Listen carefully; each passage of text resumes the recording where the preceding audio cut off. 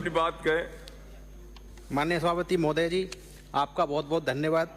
आपने मुझे परिवर्तित बजट 2024-25 पर बोलने की अनुमति प्रदान की। माननीय सभापति महोदय जी, आज हमारे माननीय मुख्यमंत्री महोदय जी पूर्वी राजस्थान से आते हैं और पूर्वी राजस्थान के अंदर हमारा धौलपुर, करौली, गंगापुर, सवाई माधोपुर, भरतपुर और दौसा, 5-6 जिले आते हैं। जो बजट पेश किया गया है उसमें सिर्फ और सिर्फ जहां आपके भाजपा के विधायक हैं वहीं सिर्फ बजट दिया गया है और जहां कांग्रेस के विधायक हैं वहां बजट नहीं दिया गया। तो ये पूर्वी राजस्थान की जनता के साथ बिल्कुल कठोराघात है, उनके साथ धोखा हुआ है। ये उनके साथ बिल्कुल धोखा हुआ है। पूर्वी राजस्थान के अंदर जो जनता आपको देख रही है उनके साथ बिल्कुल धोखा किया गया है।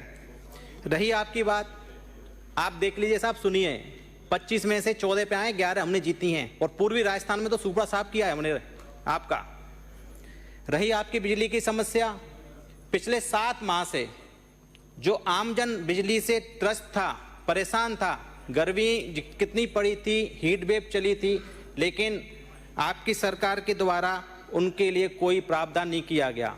आपने बजट में बताया गया है कि 2 साल के अंदर हम 2,08,000 घरेलू कनेक्शन देंगे, लेकिन मैं आपसे कहना चाहता हूं कि 7 महीने में घरेलू कनेक्शन की कितनी पेंडेंसी है।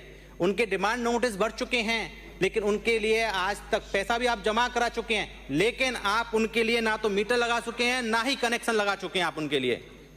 दूसरी बात महोदय, आपसे मैं कहना चाहूंगा कि मैं जिस जिले से आता हूं, करौली धौलपुर, उस जिले के अंदर आपने करौली धौलपुर टाइगर रिजर्व घोषित किया है सैद्धांतिक सेंट्रल गवर्नमेंट की तरफ से, और उसके अंतर्गत वन भूमि में स्टेट कालीन से जो लोग रह रहे हैं, रियासतकालीन तरीके से लोग रह रहे हैं, 100 साल से लोग रह रहे हैं, उनके विस्थापन की पुनर्दान के लिए कोई व्यवस्था नहीं की है।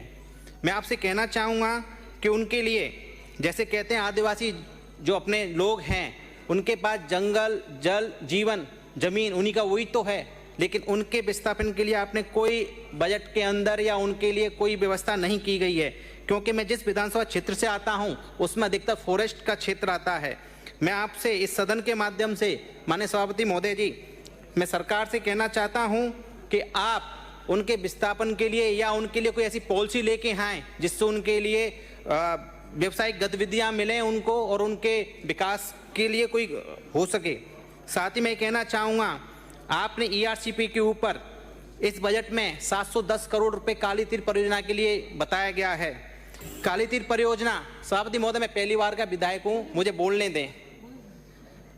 काली तीर परियोजना के अंदर जो पॉलिसी लाई गई है, मैं चाहता हूं कि आपकी डबल इंजन की सरकार है, सेंट्रल में भी आपकी सरकार है, लेकिन उसको बने वाकई NOC नहीं मिलने के कारण वो काम ठप पड़ा हुआ है, काम चालू नहीं हुआ। मैं चाहता हूं कि आप सदन के माध्यम से कि हमें एक ऐसी पॉलिसी, मैं अपने साथियों से भी कहना चाहता हूं, सत्ता और विपक्ष सबसे कहना चाहता हूं कि हमें बने वाकई एक ऐसी पॉलिसी बनानी चाहिए जिससे कि डाइवर्जन का या कोई भी सड़क हो या कोई प्रोजेक्ट हो तो राजस्थान सरकार से ही उसका निस्तारण हो जाए, ना कि सेंट्रल गवर्नमेंट को जाए वो। मैं चाहता हूं कि आप ऐसी पॉलिसी लेके आएं। साथ ही मैं कहना चाहूँगा, मेडिकल व्यवस्था के लिए बड़े शर्म की बात है, डबल इंजन सरकार होने के बावजूद भी 5-5 मेडिकल कॉलेज की मान्यता रद्द हो गई और उल्टा फाइन भी लगा दिया गया है, जबकि आपकी डबल इंजन की सरकार है। मैं चाहता हूं कि राज्य में जो सोसाइटी के कॉलेज चल रहे हैं प्रत्येक जिले के अंदर, उनकी वेतन विसंगति को जो राजस्थान RPSC के द्वारा 7 मेडिकल कॉलेज में भी ली जाती है, उनके बराबर किया जाए, जैसे राजस्थान की जनता और उन मेडिकल चिकित्सा में अच्छा मिल गया। धन्यवाद।